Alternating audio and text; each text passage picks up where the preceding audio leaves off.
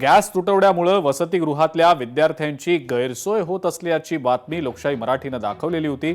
कलेक्टर्सना आता गॅस पुरवण्याच्या सूचना आता दिलेल्या आहेत, अशी माहिती मंत्री संजय शिरसाट यांनी दिलेली आहे।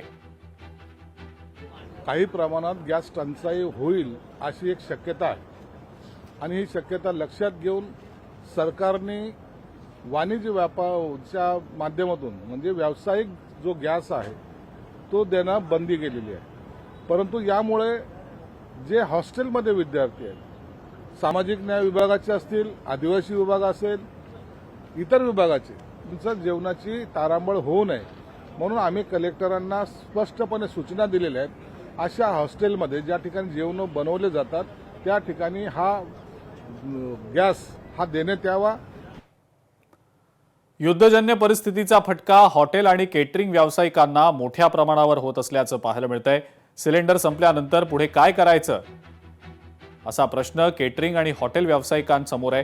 त्यांची चिंता आता वाढलेली आहे। गॅस उपलब्ध न झाल्यास केटरिंग व्यावसायिकांना कार्यक्रमांचे घेतलेले पैसे परत करण्याची वेळ देखील आलेली आहे।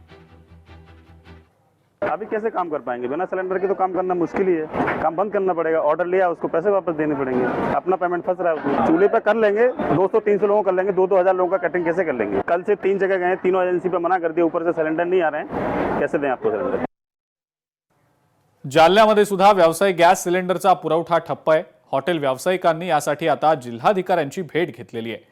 व्यावसायिक गॅसची काळ्या बाजारात विक्री होण्याची भीती देखील त्यांनी वर्तवलेली आहे। काळ्या बाजारात एकही सिलेंडरची विक्री व्हायला नको अशी मागणी जालना हॉटेल असोसिएशनने केलेली आहे।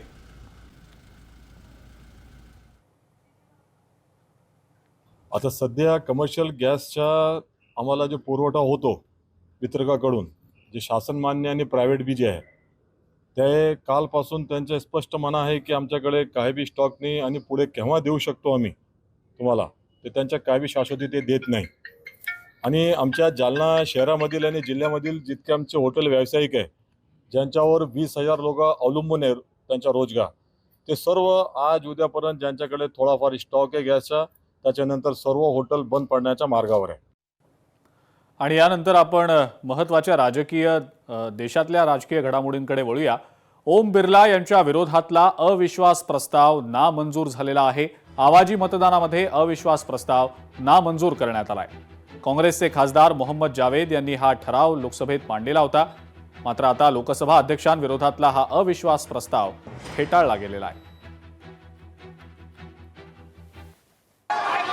एक अगर वो इस पर कुछ करना चाहते हैं, देखिए संकल्प ये मूवर का राइट है, लेकिन अगर आप लोग खुद नहीं चाहते हैं, नहीं, इसका मतलब है कि जावेद जी को उनकी पार्टी ही नहीं बोलने देना चाहती। नहीं, जावेद जी को पार्टी नहीं बोलनी।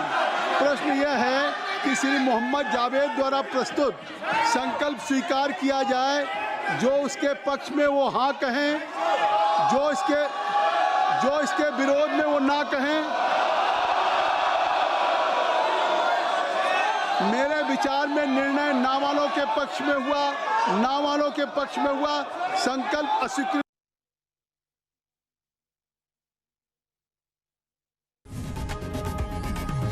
लोकशाही मराठी ऐका, पहा, जागरूक रहा।